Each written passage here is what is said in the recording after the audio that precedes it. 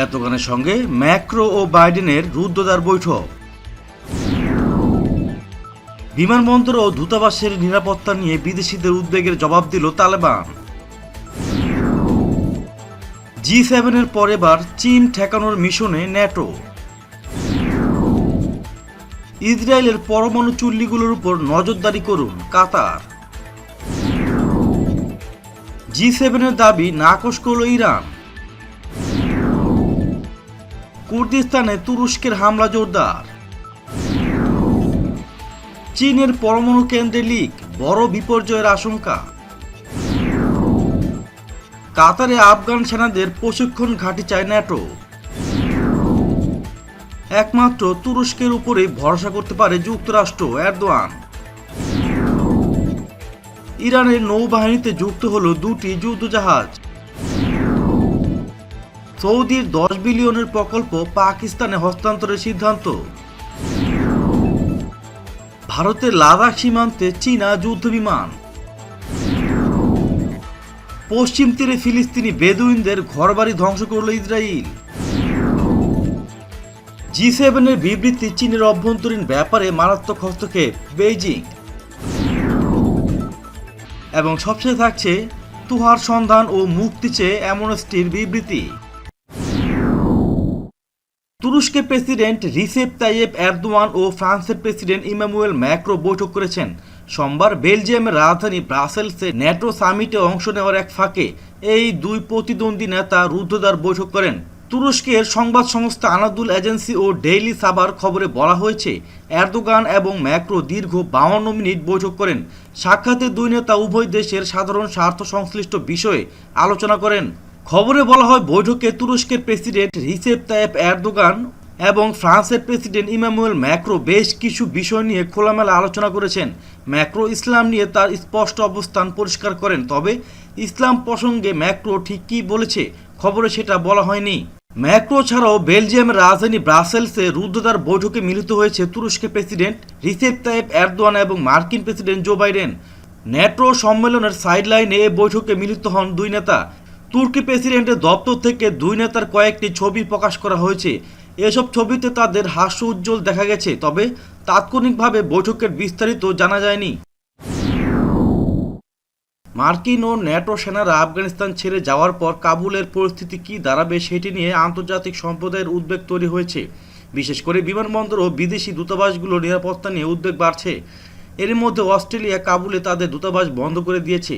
অন্যদিকে কাবুল বিমানবন্দরের নিরাপত্তা ও পরিচালনার দায়িত্ব নেওয়ার আনুষ্ঠানিক প্রস্তাব দিয়েছে তুরস্ক। এ ব্যাপারে যুক্তরাষ্ট্র সায় আছে বলে জানা গেছে।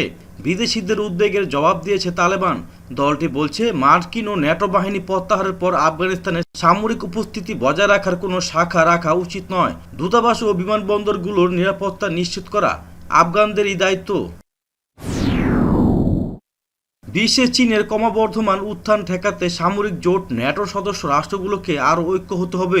বেলজিয়ামের রাজধানী ব্রাসেলসে ন্যাটোর সম্মেলন শুরুর একদিন আগে কথা বলেন জোট প্রধান জেনস স্টেলটেনবার্গ। তিনি বলেন, চীনের বিরুদ্ধে ন্যাটোকে আরও শক্তিশালী নীতি ও কার্যকর পদক্ষেপ নিতে হবে। কানাডার রাষ্ট্রীয় গণমাধ্যম সিবিসিকে দেওয়া এক সাক্ষাৎকারে ন্যাটো মহাসচিব জেনস স্টোলটেনবার্গ বলেন, চীনের সামরিক খাতের বাজেট বিশ্বে দ্বিতীয় সর্বোচ্চ। দেশটির নৌবাহিনী বিশ্বে সবচেয়ে শক্তিশালী। চীন ধীরে ধীরে সামরিক খাতে বিনিয়োগ বাড়াচ্ছে, যা ন্যাটোভুক্ত দেশগুলোর নিরাপত্তার জন্য হুমকি। ইহুদিবাদী সন্ত্রাসীদের অবৈধ রাষ্ট্র ইসরায়েলের গোপন পরমাণু কর্মসূচি এবং পরমাণু চুল্লিগুলোর উপর নজরদারি করার জন্য আন্তর্জাতিক আণবিক শক্তি সংস্থা IAEA এর প্রতি জোরালো আহ্বান জানিয়েছে কাতার। শিল্পোন্নত দেশগুলোর সংগঠন জি7-এর একটি দাবি নাকচ করে দিয়েছে ইসলামী প্রজাতন্ত্র ইরান। সম্প্রতি জি7 দাবি করে ইরানের ব্যালিস্টিক ক্ষেপণাস্ত্র কর্মসূচি বাতিল করতে হবে। এ প্রসঙ্গে সোমবার এক সংবাদ সম্মেলনে ইরানের পররাষ্ট্র মন্ত্রণালয়ের মুখপাত্র সাইদ খাতিবজাদে বলেছেন, জাতিসংঘের নিরাপত্তা পরিষদের যে 2231 নম্বর প্রস্তাব পাশ হয়েছিল তাতে ইরানের ক্ষেপণাস্ত্র কর্মসূচির কোনো সীমাবদ্ধতা ছিল না। ইরাকের উত্তরে আধা স্বায়ত্তশাসিত কুর্দিস্তান অঞ্চলে তুরস্কের সামরিক বাহিনী তাদের অভিযান জোরদার করেছেন। কুর্দিস্তান ওয়ার্কার্স পার্টি বা PKK গেরিলাদের উৎখাতের নামে ওই অভিযান চালাচ্ছে। অভিযানের অংশ হিসেবে তুর্কি সামরিক বাহিনী হেলিকপ্টার থেকে একটি গাড়ির উপর ক্ষেপণাস্ত্র নিক্ষেপ করে এবং তাতে 4 ব্যক্তি নিহত হয়। চীনের একটি পরমাণু বিদ্যুৎ কেন্দ্রে রেডিও অ্যাক্টিভ লিক তৈরি হয়েছে, যার ফলে আশঙ্কা দেখা দিয়েছে বড় ধরনের বিপর্যয়ের। দেশটির সঙ্গে যৌথভাবে এই পরমাণু কেন্দ্রের মালিক ফ্রান্সের একটি কোম্পানি। সোমবার ফরাসি ওই কোম্পানিটি জানায় তারা পরমাণু কেন্দ্রের সমস্যা সমাধানের চেষ্টা করছে।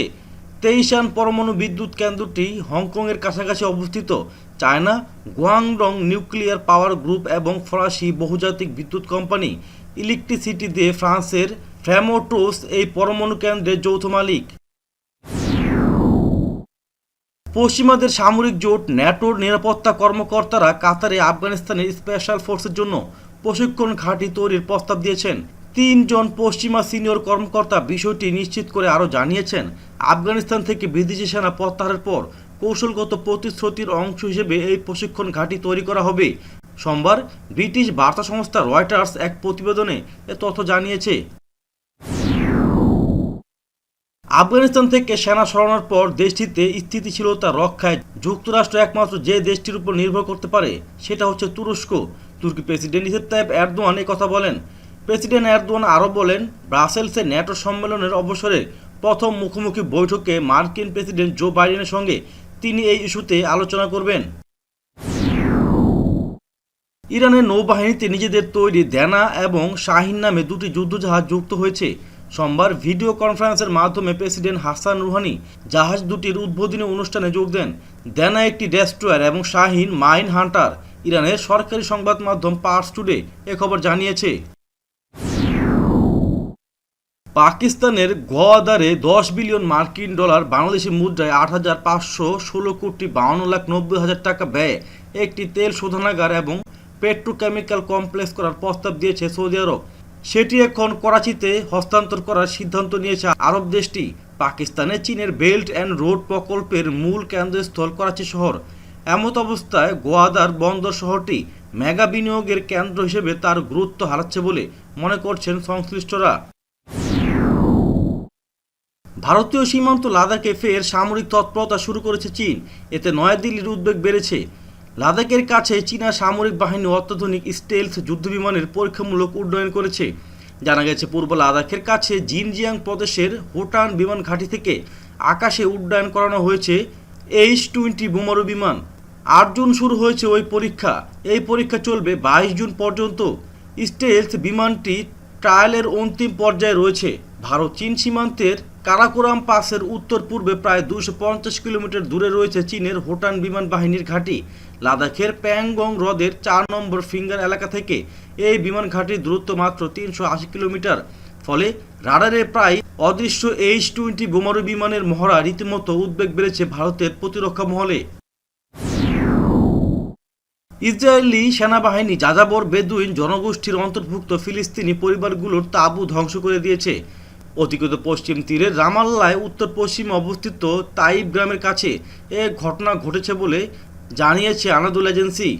ইসরায়েলি সেনারা সকালে ওই গ্রামে হামলা চালায়। এ সময় তারা 6টি বাড়ি ও গৃহপালিত প্রাণী রাখার ঘর ধ্বংস করে।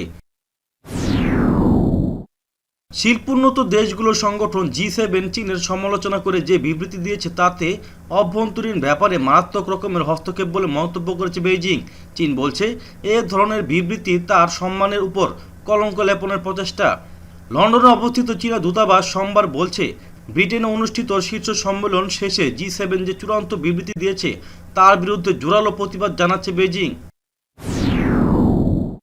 4 দিন ধরে নিখোঁজ আলোচিত বক্তা আবু তোহা মোহাম্মদ আদনানের সন্ধান চেয়ে বিবৃতি দিয়েছে আন্তর্জাতিক মানবাধিকার সংস্থা অ্যামনেস্টি ইন্টারন্যাশনাল। তোহা যদি নিরাপত্তা বাহিনীর হেফাজতে থাকে তাহলে দ্রুত মুক্তি দেওয়ারও দাবি জানিয়েছে সংস্থাটি।